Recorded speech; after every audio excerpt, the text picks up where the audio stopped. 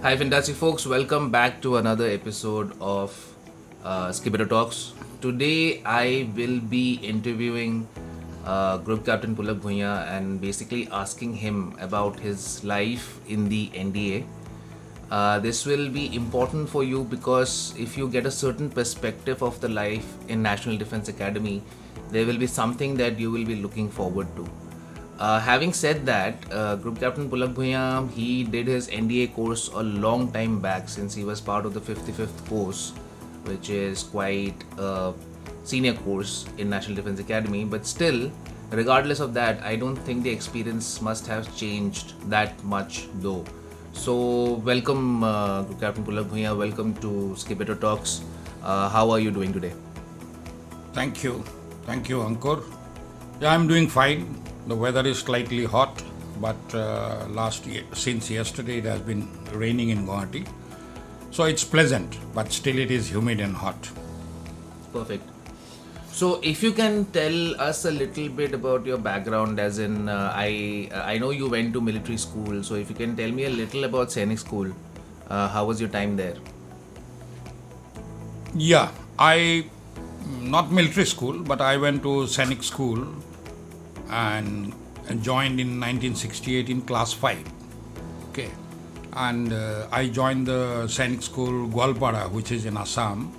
And at that time in whole of Northeast there was only one Sainik school, which is Gwalpara, where all the 7 sisters, as we call them in Northeast region, all the cadets used to come to Sainik School Gwalpara, and that time Sainik School Gwalpara was in temporary accommodation.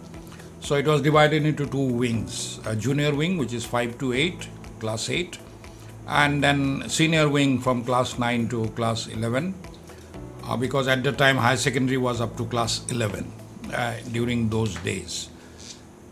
And thereafter, of course, now Sainik School has got its own building on this one in a place called Mornoy, which is a little distance away, about 20 kilometers away from the Gwalpara town, main town.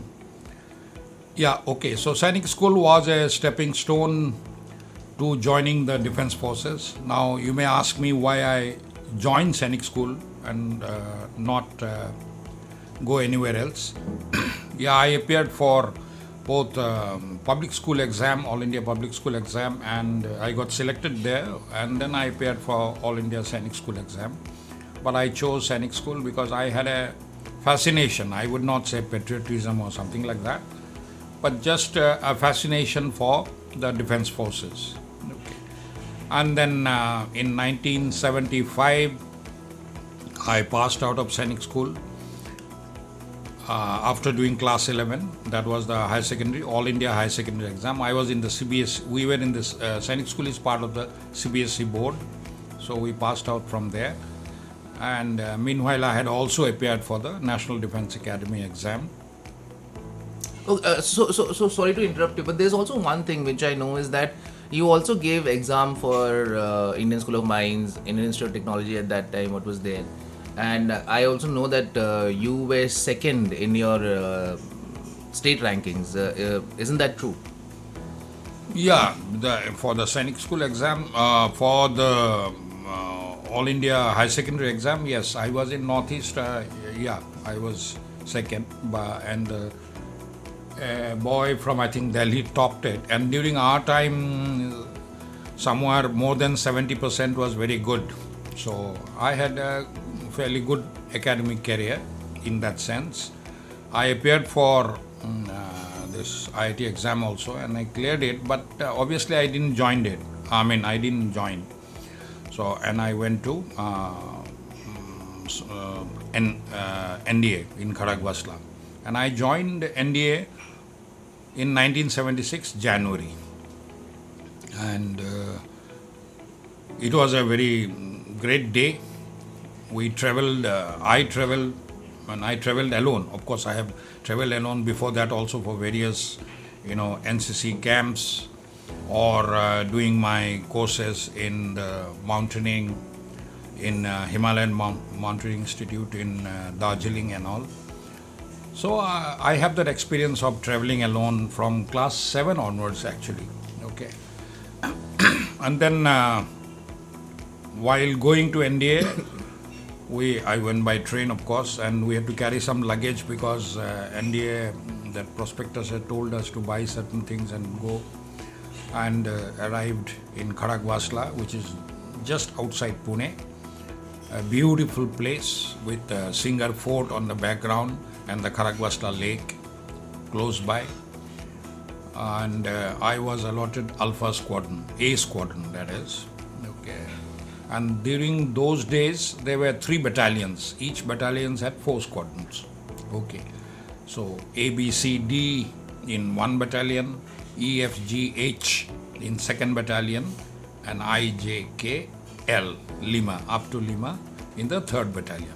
Now, of course, it has increased. There are 4 battalions, and there is a separate this thing for girls have also started joining. So slightly the infrastructure has increased, things have slightly changed, but the ethos and all remains the same. So anyhow, coming back to the point, I was allocated to Alpha Squadron, A Squadron that is, in 1st Battalion. And immediately after reaching there, one interesting fact was that we reached there and then we had to go to the barber shop.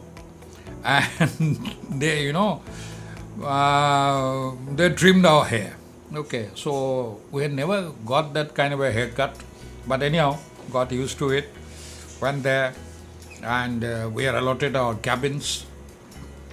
And we settled down, met our seniors, of course, seniors like in any other institution, there was some bit of questioning and this and that, and a playful, what do you call, mild ragging, and I would not call it ragging, but yeah, those kind of things were there. And then we settled down, and I had taken the science stream. Okay, so there were at that time 2 streams there. One was a science stream, another was a art stream, and we were doing our BSc or BA, and we are affiliated to the Jawaharlal Nehru University in Delhi. Okay, so we used to get our degrees from there. Thereafter, so we had classes in the morning from around, after breakfast, from around 8:30, 9 o'clock up to lunchtime, 1:30, 2 o'clock. In the morning, then we used to have the physical training classes and the marching classes. Okay, all those kind of things. Sometimes we had some weapons training classes, but that was done at the senior level. Incidentally, it was a 3-year course, and we were divided into, this 3 years course was divided into 6 terms. Okay, in between we had one summer vacation, which is much longer. It was about 1 month plus, about 6 weeks, and winter vacation, which was a little less than a month. Okay, and that was those were the times when I used to come home. Okay, yeah. So I just wanted to ask, what was your first impression when you entered Khadagwasla and you saw the National Defence Academy campus? And did you get that awe factor, that kind of out-of-body experience when you see something where you have worked so hard to get into and it materializes in front of you? So was there an awe factor to it? What were your first impression of the National Defence Academy? Oh, it was majestic. Okay, it was majestic because the whole area, I don't know exactly how many acreage, but it is huge. It is huge. There were, like I told you, there are those 3 battalions and 12 squadrons. We used to call them squadrons. Okay, Alpha Squadron, Bravo Squadron. They are still called that. And each squadron has its own building, hostels. That is, those hostels, and each cadet was given one single room. There were the restrooms were of course combined in each floor, so it was huge. And thereafter, of course, the education where the classes took place, there were 2 blocks. One was a science block, another was a Sudan block. Now, Sudan block was the arts block, and also where the administration was based. That is the commandant and deputy commandant and registers and adjutant and all their staff. Okay. Next to that was the library, a huge library. And from young age, even in Sainik school, I was very fond of going to the library. So I spent hours and hours in that library. There was auditorium, and the science block itself had so many rooms. It was huge. The arts block and the administrative block, which was combined, the Sudan block, was known as Sudan block because the Sudan government had given some money, donated some money for that building of that. Incidentally, NDA used to have cadets from friendly countries and other countries. I think during our time only there were about 20-25 countries which used to send their cadets to NDA. It must have increased now. I do not know the exact figure now because it was a long time back. But anyhow, when I joined in 1976, these were the basic things. But apart from that, there was swimming pool, there were sports fields, there were parade fields. Okay, the main parade fields was there, which is now known as, I think, Khetarpal parade ground, named after Second Lieutenant Khetarpal, who got his Paramveer Chakra during 1971 operations.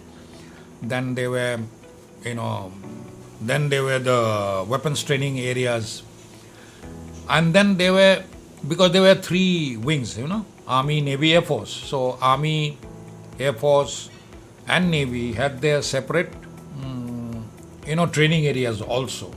Okay, so that was, and for the Air Force, because I was an Air Force cadet, we had a mini airfield, which is known as Glider Dome, where we used to fly gliders.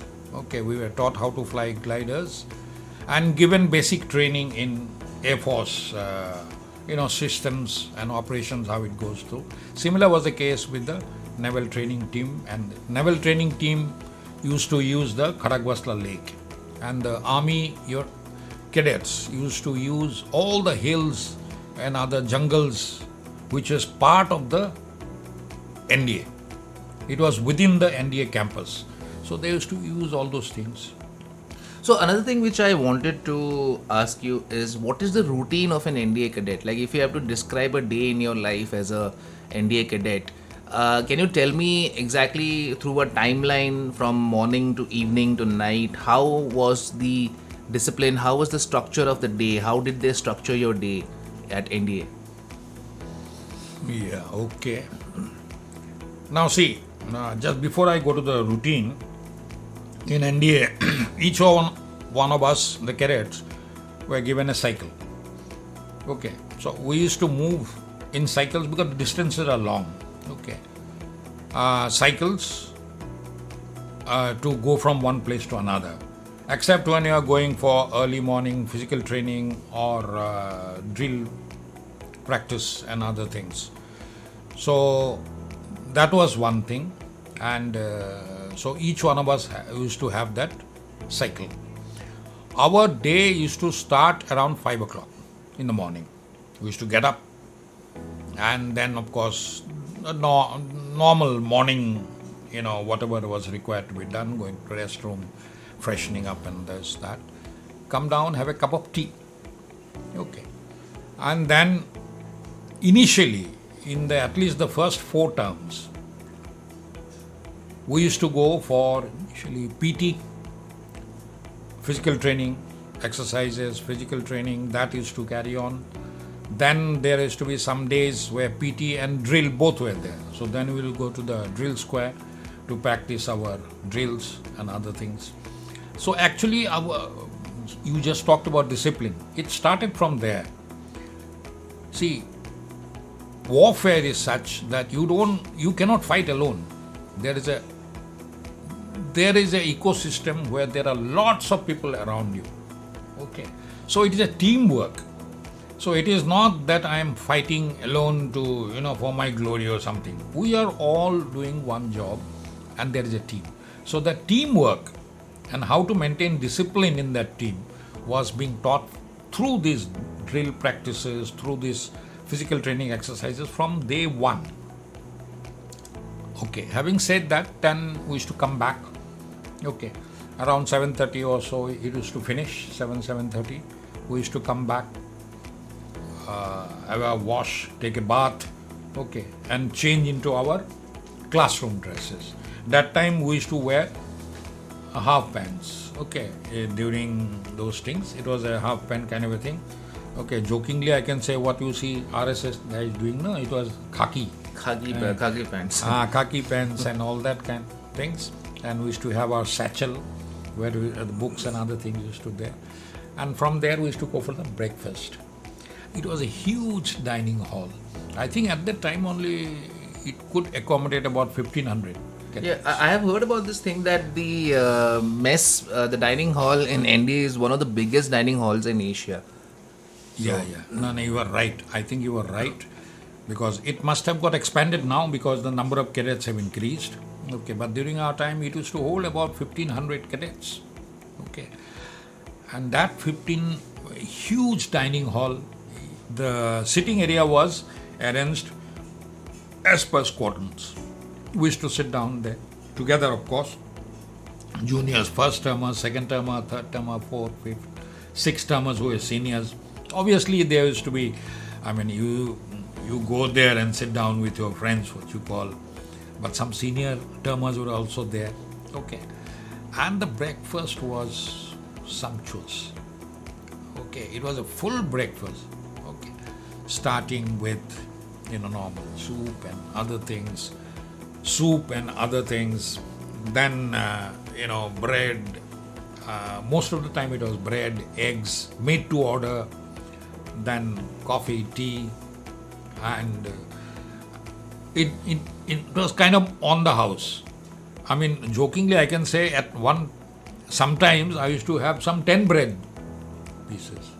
Some used to have some more, like that. You used to feel hungry because you are doing a lot of physical work in the morning. So you come back and you finish that breakfast and then you go to the classes. Before we go to the classes, there's one thing though. I have heard that the junior termers, the seniors play a game with them and they don't get much time to finish off their meal. They don't get the required time for it. So they have to stuff everything in their mouth as soon as they can before they have to move to the classes. So is it true that the seniors used to do this interesting thing where they asked you to rush your breakfast, lunch and everything? Yeah, I would say in the first termers, there used to be certain things like that. But it was not that they are trying to keep us, hungry or something. No. It was just a playful thing where, actually you also learn that how to be fast and quick enough to have enough, so that you don't go hungry. But yes, there were some kind of playful things that where we are made to wait when they have already started and then said, okay, go ahead. So you're right. Sometimes you're so quick that within 15 minutes everything is to finish. So I would not say we used to go hungry. But yes, we used to be sometimes, not every day or something. Sometimes, yes, those kind of tricks were played. But we had our full breakfast and then we moved on to our classes. Okay. And wherever the classes were, some classes initially were in the science block, then used to come to Sudan block, and also we used to, and they were close by. Sudan and science block were close by side. So I used to come there, the classes were there, and our teachers were mostly civilian teachers. Okay, mostly civilian teachers, and there used to be a separate cadre. I think they were picked up through an all India exam, and in fact some of our senior teachers who went on to become vice chancellors of various central universities and all later on. Okay, our maths teacher, I remember Kuldeep Singh, he was vice chancellor of in Delhi one university, I think, Delhi University thing. So those teachers were good, and then there were some teachers from the armed forces cadre. Okay, because the armed forces, especially army, has that army education corps. So they also used to come. Yeah, actually many people don't know that the armed forces also have their own unit which is the education core. Yes. Where, like, because I mean, what I feel is that the military is an ecosystem in itself, which is very self-sufficient and self-reliant. So even when it comes to education, they have their own core, specialized core, which is there for, especially as officers in the education, officers and men in the education cadre. Yeah, that is true. All Army, Navy, Air Force, they have their own education, branch where there are officers and men. Okay, those people are experts in that, and obviously because you are in the armed forces, the courses that they conduct and their expertise lies in topics which were defense related.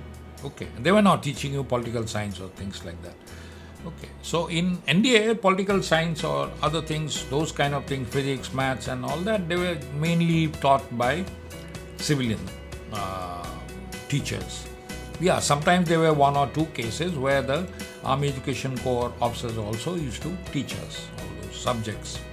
One interesting fact about the education there was that you had, even if you're a science cadet, okay, science stream cadet, you had your science subjects. Biology was not there. Okay, apart from that, you had your science, physics, chemistry, mathematics.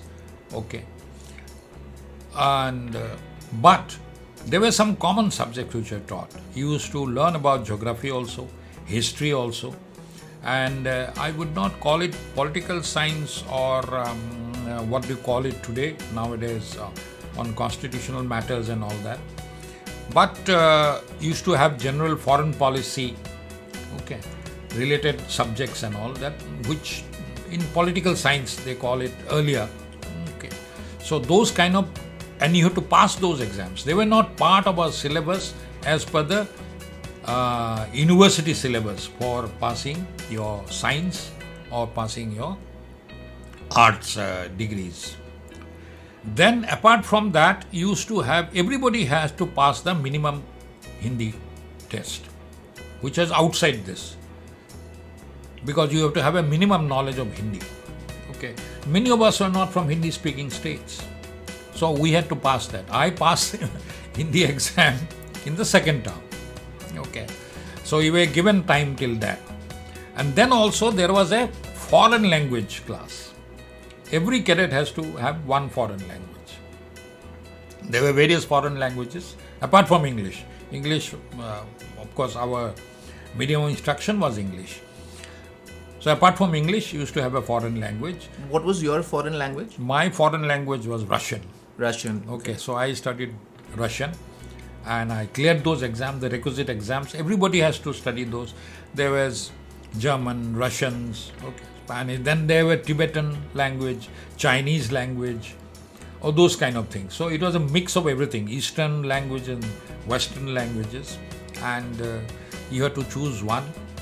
You got picked for it, attend those classes. So there was, what I'm trying to say is that apart from your syllabus specific, degree specific, classes, there were other subjects which were taught, which is not part of the final BSc exam or BA exam or whatever, but you have to pass those things. Okay, so I'll just move on to another session, because now we are almost at we are hitting the limit. So please wait for 5 seconds. I'll just come back really soon.